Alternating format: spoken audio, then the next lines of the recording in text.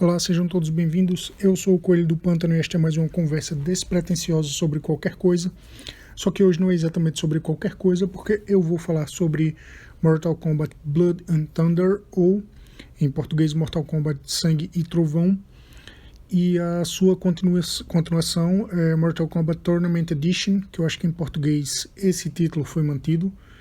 Não lembro se a editora que publicou na época adaptou, eu acredito que não, que é a conclusão de Sangue e Trovão.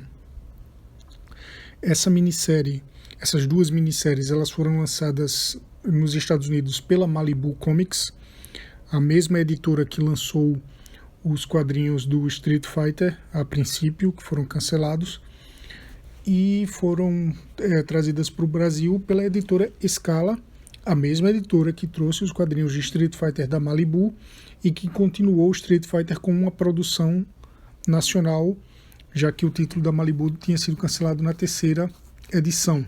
Foi o primeiro episódio aqui das conversas despretensiosas sobre qualquer coisa. E no caso de Mortal Kombat não houve cancelamento. Então a Scala pôde publicar, acho que ela chegou a publicar tudo que a Malibu lançou, mas eu vou falar apenas de Sangue e Trovão e, consequentemente, de Tournament Edition, que é a conclusão. E Sangue e Trovão tem 6 edições, Tournament Edition tem 2 edições. E eu também vou fazer um comentário a respeito dos problemas de adaptação da franquia Mortal Kombat para outras mídias. Não vou ficar chamando Mortal Kombat, vou chamar Mortal Kombat mesmo. Os problemas de adaptação do Mortal Kombat para outras mídias, e isso tem a ver também com alguns problemas dessa série Sangue e Trovão, que eu e meu grande amigo matemático chamamos carinhosamente de Mortal Kombat Garganta Ferida, e vocês já vão entender por quê. Bom, o que acontece? Essa não foi a primeira adaptação de Mortal Kombat em quadrinhos. Em 1992, junto com o lançamento do jogo, a Midway, que era a produtora do jogo, ela lançou um gibi chamado Mortal Kombat Edição do Colecionador, Mortal Kombat Collector's Edition, no original. Esse quadrinho, portanto, independente, já que ele não foi lançado por uma editora, foi lançado pela própria Midway. Se eu não me engano, ele só podia ser comprado por pedido, né, por correio. Você só poderia comprar diretamente com a editora e receber em casa. Ele não foi lançado em bancas, em comic shops. Ele foi escrito e desenhado pelo John Tobias, que era um dos criadores do Mortal Kombat. Na verdade, era o cara responsável pela história, pela criação dos personagens, enquanto o Ed Boon era o responsável pela programação. O John Tobias, que ele já era um cara do mercado de quadrinhos, ele já trabalhava com quadrinhos, então por isso que ele tinha essa função mais criativa, e por isso que ele fez os quadrinhos. E eu já vi em outros locais que ele não foi o único artista, que foram vários artistas que desenharam e ele escreveu. Eu não consegui encontrar crédito desses artistas. Na capa dessa edição do colecionador tem uma assinatura do John Tobias e uma outra assinatura que eu não consigo identificar de quem seria. Talvez seja algum desses outros artistas, mas eu não faço a menor ideia de quem seja. Em 1994, a Midway licenciou junto a Malibu Comics. Já falei da Malibu aqui em outros episódios. Licenciou a franquia Mortal Kombat junto a Malibu Comics para que ela lançasse quadrinhos. Essa edição do colecionador, até onde me consta, ela nunca foi lançada no Brasil. Essa de 1992, publicada pela própria Midway. Então, em 1994, quando Mortal Kombat estava no auge do sucesso, estava para lançar o Mortal Kombat 2, que iria consolidar de vez o sucesso do jogo. A Midway licenciou junto com a Malibu Comics esses quadrinhos, e a Malibu Comics lançou essa primeira minissérie chamada Sangue e Trovão. Esse título muito provavelmente vem do sangue, do fato do sangue ser uma coisa tão presente ali nos jogos, algo que ajudou a consagrar os jogos, e Trovão do personagem Raiden, que é um personagem central ali na realização do Mortal Kombat, do Mortal Kombat, e é o protetor do reino da Terra. Então, uma introdução rápida à história de Mortal Kombat. Existem vários reinos, que são, na verdade, várias dimensões, que são mundos paralelos. Tem o reino da Terra, que é o mundo onde a gente vive. Tinha um reino chamado Edenia, que seria uma espécie de paraíso. Tem o Netherrealm, desculpem pela pronúncia, Netherrealm, o reino inferior, enfim, o inferno. Tem Outworld, que em português foi traduzido como Exoterra, né, que seria o mundo exterior, seria ali uma outra dimensão. E Outworld quis conquistar outros mundos, no argumento de, lei do mais forte, se a gente é mais poderoso, a gente tem condições de governar melhor os outros mundos. E os deuses anciões, anciões ou anciãos? Anciões. Os velhos deuses, vamos lá, os velhos deuses anciões, eles criaram o Mortal Kombat, que seria uma forma de dar alguma justiça a esse combate, digamos assim, a essa questão de quem governa os mundos. Sempre que um mundo quisesse governar o outro, sempre que um mundo tivesse interesse em governar o outro, era realizado o Mortal Kombat. Quando um mundo ganhasse 10 vezes consecutivas o Mortal Kombat, ele tinha autorização dos deuses anciãos ou anciões? Cara, deixa eu conferir isso. Na verdade, eu acabei de ver aqui que as 3 formas são corretas: anciãos, anciões e anciães. Cara, eu sou redator, eu trabalho com texto e eu não sabia dessa merda, que vergonha. Enfim, o bom é que eu posso chamar de qualquer jeito. Eu vou chamar de anciões. Ou talvez eu chame de anciães ou anciãos, foda-se. Enfim. Então, os deuses anciões, eles permitiam que quem vencesse o Mortal Kombat 10 vezes seguidas conquistasse um outro reino. O Mortal Kombat ele é realizado uma vez a cada 50 anos. Então você precisa de 500 anos para conquistar um outro reino, caso você consiga vencer 10 edições seguidas. E por isso o vencedor do Mortal Kombat ele é garantido a preservação da juventude daquele estado em que ele está até o próximo Mortal Kombat, para que ele possa defender o seu título. Essa é a história básica. A edição de 1992, a edição do colecionador, lançada pela Midway, ela conta também o comecinho básico da história do Mortal Kombat. Os personagens se encontram ali num porto de Hong Kong e pegam um barco para a ilha de Shang Tsung, que é quem está organizando o torneio ali com o Outworld, já que ele é o atual vencedor, para a realização do Mortal Kombat. O Outworld já tem 9 vitórias consecutivas, conquistadas através do príncipe Goro. Só um minuto que eu vou fechar a janela porque estão fazendo uma obra aqui perto, talvez o áudio esteja vazando. Então, Outworld já tem 9 vitórias consecutivas. A Terra precisa vencer de qualquer forma para evitar ser conquistada e envia seus guerreiros.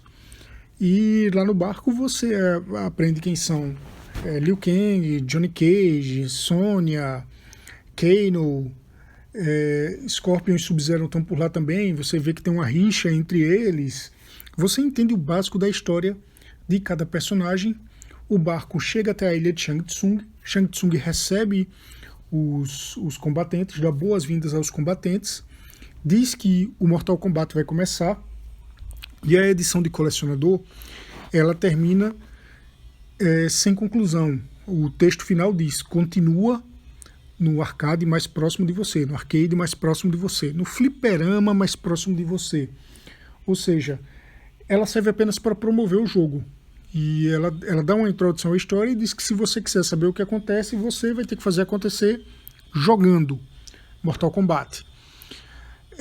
Esse tipo de produto é chamado de tie-in. É um produto que ele está necessariamente atrelado a um outro produto. Ele não é independente. Ele tem uma ligação direta com aquele outro, com um produto principal, que no caso é o jogo. A edição da Midway, as edições da Midway, elas já seriam independentes. Independentes as edições da Malibu Comics, elas já seriam independentes do jogo. Elas contariam ali a própria história, com conclusão, digamos assim. E a primeira edição da minissérie Sangue e Trovão, ela é bacana. Ela conta basicamente essa mesma história contada na edição da Midway. Eu acho o título da primeira edição bem complicado, porque ele diz o título é Um Lento Barco para a China. Só que esse barco não é para a China, esse barco é da China, já que ele está sendo embarcado ali os combatentes eles vão embarcar no porto de Hong Kong, que fica na China, para a ilha de Shang Tsung, que fica no limiar, digamos assim, entre duas dimensões, entre a Terra e Outworld. E aí você pode argumentar, mas talvez essa ilha fique na China, porque se ela fica em uma dimensão paralela, ela vai estar em algum lugar aqui na Terra, né? Se é um portal para uma dimensão paralela, esse portal está em algum lugar aqui na Terra. E esse local, ele necessariamente vai pertencer a algum país soberano, algum estado soberano. Então, quem sabe a ilha de Shang Tsung ela ainda fique em mar territorial chinês. Beleza. Mas então não é um lento barco para a China, porque esse barco está saindo da própria China. Mas enfim, é um errinho que releva. A história não é ruim por causa disso, até porque, como eu falei, a história do número 1, ela é bacana. Ela introduz bem os personagens, então você vê o Johnny Cage junto com os agentes dele aconselhando ele a não participar desse torneio, ele dizendo que vai participar desse torneio porque vai ser uma boa promoção para a carreira dele, igual a edição da Midway. A edição da Midway tem isso. Aí você vê Liu Kang recebendo a bênção dos monges da Ordem da Luz para participar do torneio. Você vê Sonya perseguindo Kano nas ruas por causa da Black Dragon. E a Black Dragon é uma organização criminosa, ele faz parte da Black Dragon. E aí os dois acabam entrando no barco. Lá no barco já estão Sub-Zero e o espectro de Scorpio aparece. E aí você tem uma explicação da rivalidade entre os dois. O barco segue até a ilha de Shang Tsung. Tem alguns conflitos lá dentro. Liu Kang briga com Johnny Cage, aí Kano briga com Johnny Cage, aí Liu Kang vai ajudar Johnny Cage e os dois formam uma amizade por causa disso. Tudo isso que está nessa primeira edição do Sangue e Trovão, Um Lento Barco para a China, também está na edição da Midway. Elas só são contadas de um jeito um pouco diferente.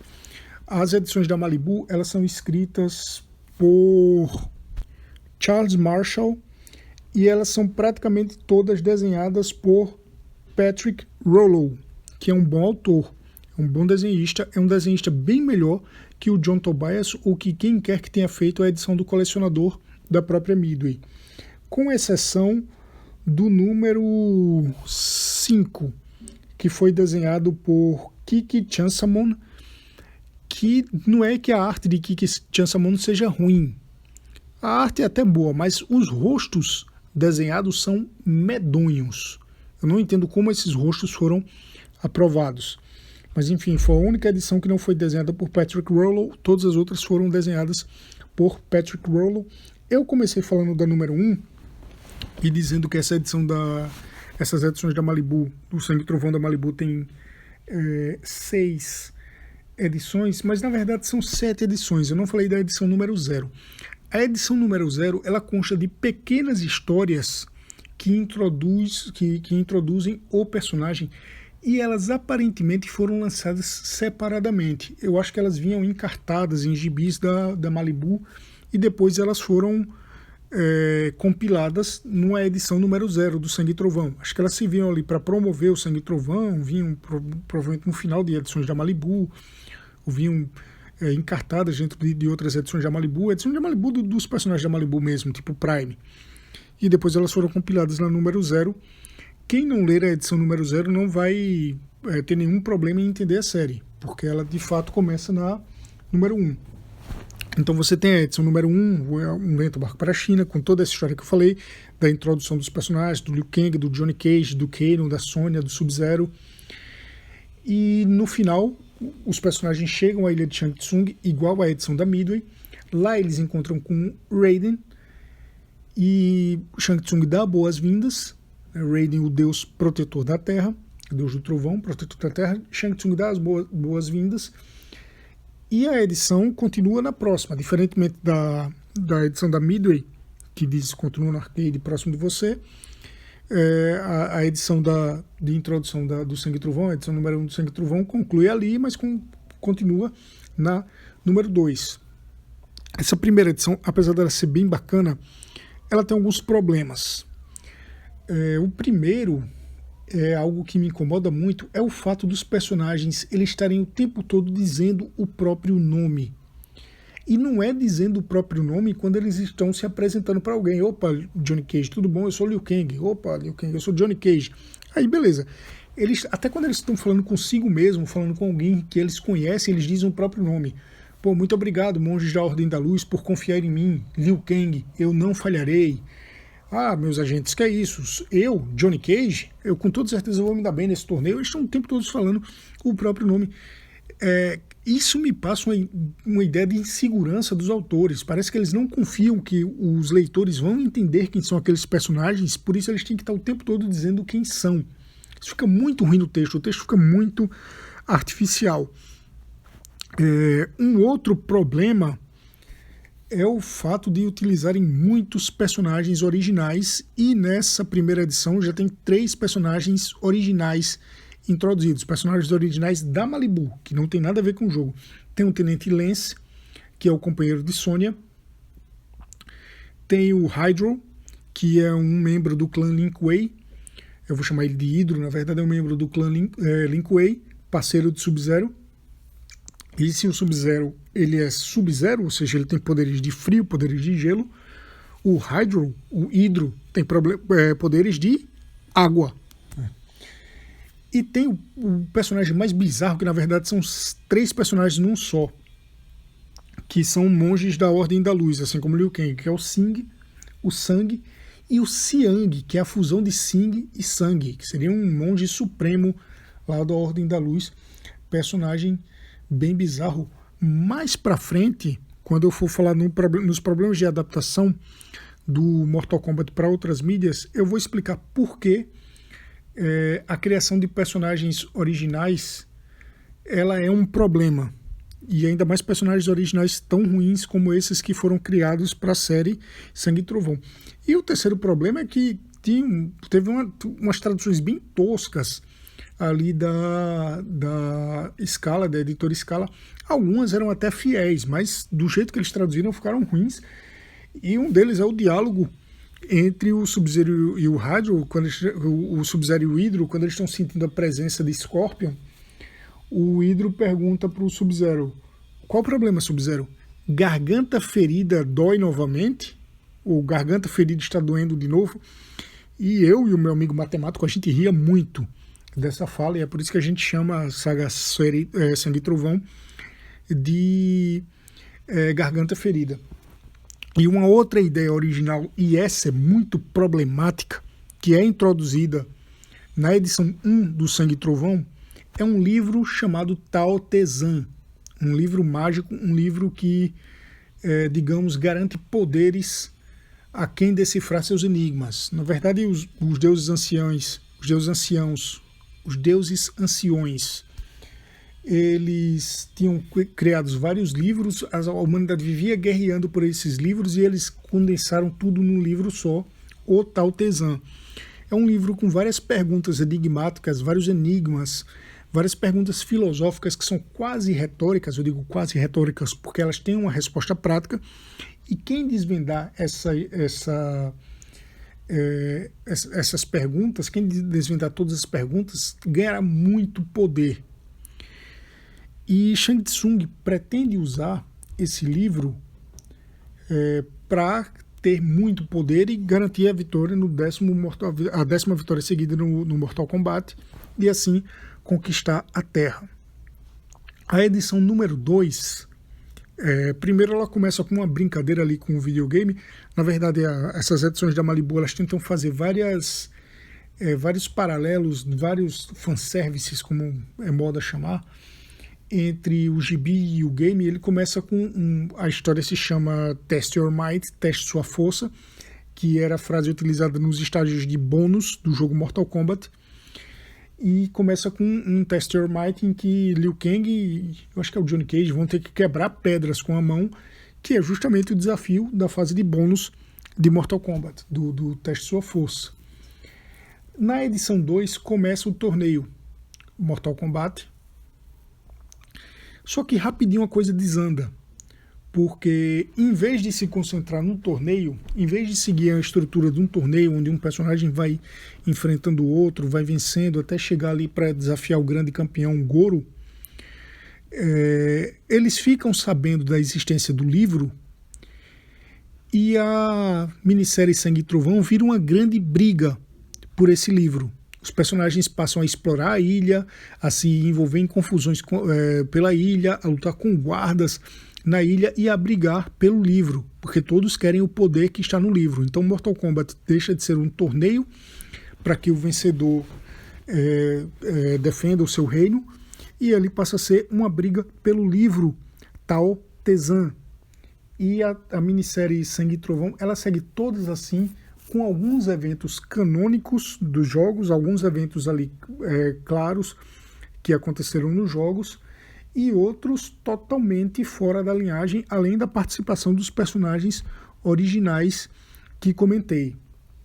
Na edição número 5, a edição número 5 ela conclui com a aparição de Kung Lao, e a edição número 6 introduz os personagens que estreiam em Mortal Kombat 2, no jogo Mortal Kombat 2, ou seja, a Kitana, a Mileena, o Baraka e todos os outros, fazendo ali uma ponte entre o jogo número 1 e número 2, ou seja, liberdade total da Malibu para fazer isso, porque isso deveria ter uma relação com os torneios que não acontecem. E a edição número 6 conclui a saga Sangue e Trovão, a minissérie Sangue e Trovão, sem conclusão. Conclui sem conclusão. A edição número 6 ela termina a série Sangue e Trovão sem conclusão, porque ela será continuada na Tournament Edition. Como eu falei, Tournament Edition é uma minissérie de 2 edições, e aí você pensa, pô, Tournament Edition, beleza, agora finalmente vai haver um torneio. Não, é só uma série de brigas e brigas entre personagens um enfrentando o outro ali, tudo simultaneamente, muitas vezes no mesmo lugar, você não entende direito o que está acontecendo, e de novo, é uma briga pelo livro. Todos estão querendo o livro, é tanto que o livro está na conclusão da minissérie, e é uma conclusão completamente sem sentido. Eu não vou dar spoiler aqui, vá se aventurar para ler, procure por aí, ache e leia, mas é bem sem sentido mesmo a conclusão. E quando eu digo que é sem sentido, eu não estou me referindo à lógica do jogo, eu estou me referindo à lógica da própria minissérie da Malibu. Estou me referindo à lógica em que a própria Malibu introduz com o Tao Te Zan, com os personagens, com o Shang Tsung, com o Goro e etc. E terminada essa minissérie, a Malibu continuou publicando vários quadrinhos de Mortal Kombat, publicou uma minissérie chamada Battle Wave, publicou algumas edições avulsas de personagem, Kitana e Mileena, a edição do Baraka, uma edição que é Raiden Kano, é bem nada a ver, mas enfim, teve essa edição. E se eu não me engano, todas essas edições, tem uma minissérie do Goro, chamado Goro, Príncipe da Dor, todas essas edições que eu lembre foram lançadas aqui no Brasil pela Scala. Mas enfim, esse episódio, em termos de quadrinhos, era para comentar sobre Sangue e Trovão e Tournament Edition, como foi feito. E aí o problema de adaptação do Mortal Kombat para outras mídias, e isso tem a ver com o problema do Sangue e Trovão. Não é só isso que é o problema do Sangue e Trovão Mas essa questão da dificuldade de adaptar Mortal Kombat tem muito a ver, que é o seguinte, Mortal Kombat foi um jogo que ganhou notoriedade pela violência, pela presença de sangue e especialmente pelos fatalities.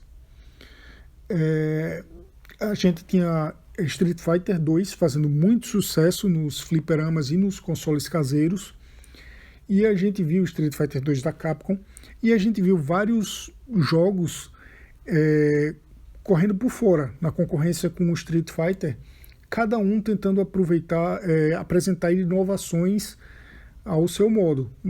Teve vários clones de Street Fighter que não apresentaram inovação nenhuma, era o mesmo estilo de jogo e etc. Eu acho que o mais famoso deles é o Fighter's History. Dá uma procurada em Fighter's History que você vai ver que é praticamente um clone de Street Fighter, embora eu goste desse jogo. Só que outros, eles tentaram ter alguma originalidade e ali ficaram correndo por fora na concorrência. Talvez o mais famoso seja o Fatal Fury, e a diferença que o Fatal Fury se propôs era na questão das dimensões da tela. Street Fighter você só move para frente, para trás e para cima, né? Para baixo você nem se move para baixo direito porque é só a volta do pulo. Eu não estou considerando você se agachar como você mover numa direção. Fatal Fury ele colocou profundidade na tela, e assim você pode sair você pode avançar na profundidade, você pode sair de uma linha e partir para outra. Já Art of Fighting, outro jogo que corria por fora, ele veio com um lance de aproximação na tela, de sempre que tem um golpe especial você dá uma aproximada, um zoom in e zoom out. Só que todos ainda estavam seguindo a mesma lógica do Street Fighter. E obviamente eles perdiam porque Street Fighter era muito mais famoso, muito mais poderoso. Então eles corriam por fora, eles eram jogos secundários, eles eram aquele jogo tipo Street Fighter. Ah, tu conhece Fatal Fury? Não, é um jogo tipo Street Fighter. Mortal Kombat veio com inovações. A primeira delas foi abrir mão do visual cartunesco para pegar a captura de atores, que já era utilizado em outros jogos, tipo Pit Fighter. A segunda delas foi a questão da violência, e essa talvez tenha sido a inovação principal, porque isso pegou de cheio nos fãs, porque chocava você ver aquela violência ali na tela. Você via, primeiro que você via uma pessoa, você não via um boneco, você não via um desenho animado, um cartoon. Então tornava o negócio muito mais realista, sombrio. Muitos dos cenários não tinham trilha sonora, ou tinha uma trilha sonora muito sutil e muito sombria. Então cativou muito por causa disso. E os fatalities, para a criançada que quando está na TV gosta de ver porrada, a criançada que gostava de anime, que gostava de ver sangue, violência na TV, não que elas tinham esse comportamento na vida cotidiana delas.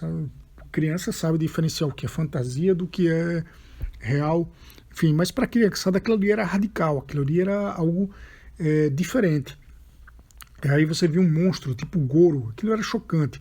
Para uma criança que cresceu já em meados dos anos 90, com Quake, com Doom, com jogos do tipo, talvez isso já nem chocasse mais, talvez isso já fosse algo corriqueiro.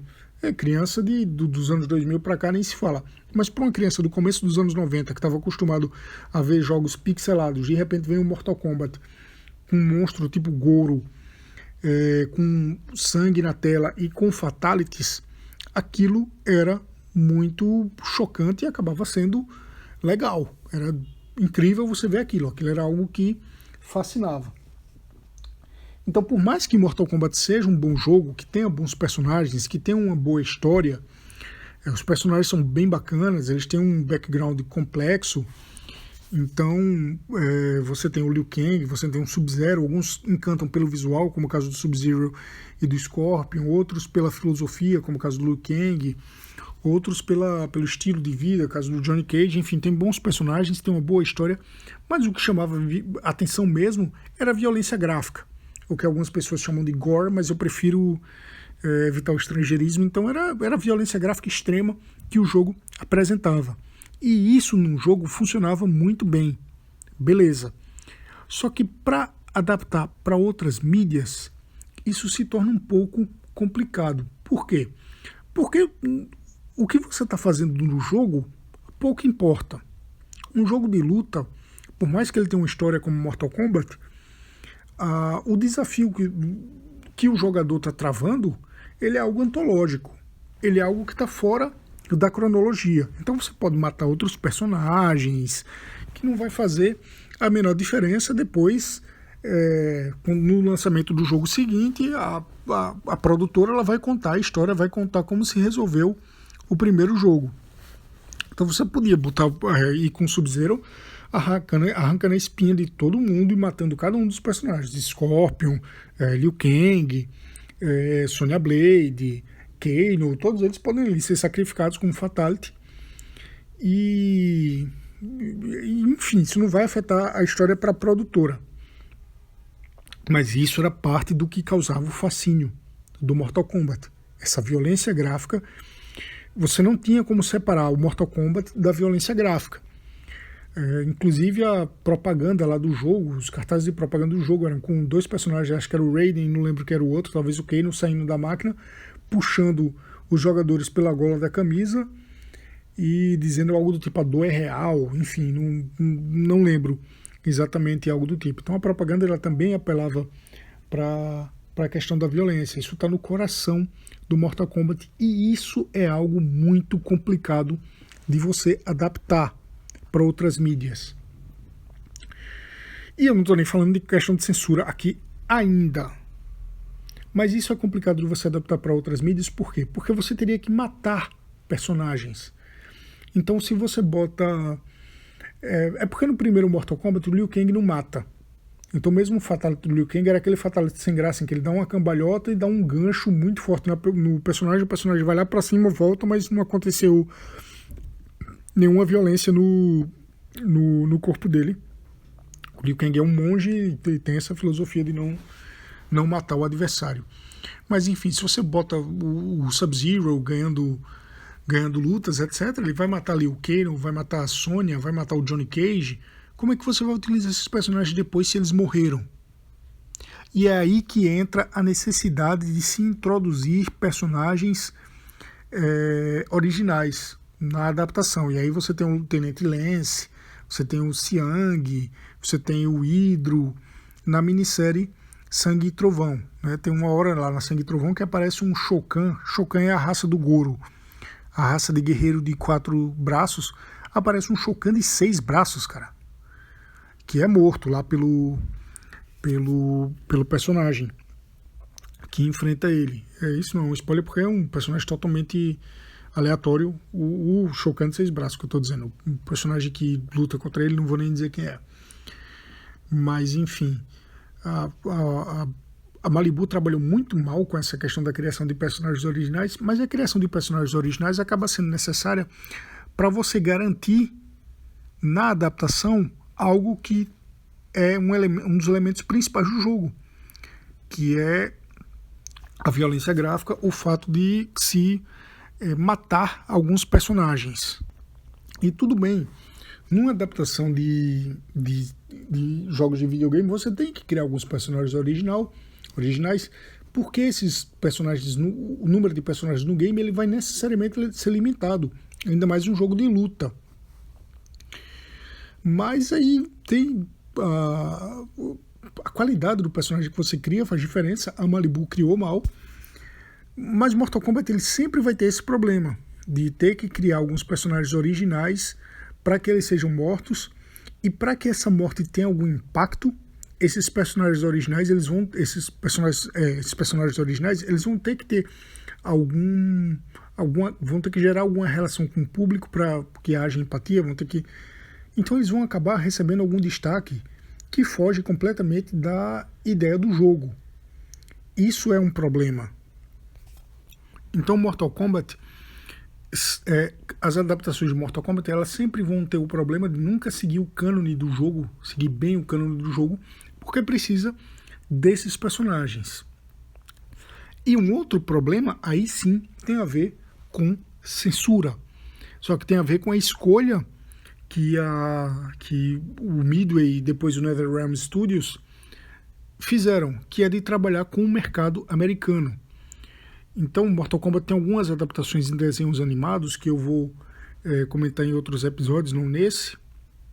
E tem várias adaptações em quadrinhos, incluindo a Sangue e Trovão, que é o tema principal desse episódio, em que você não pode ter violência.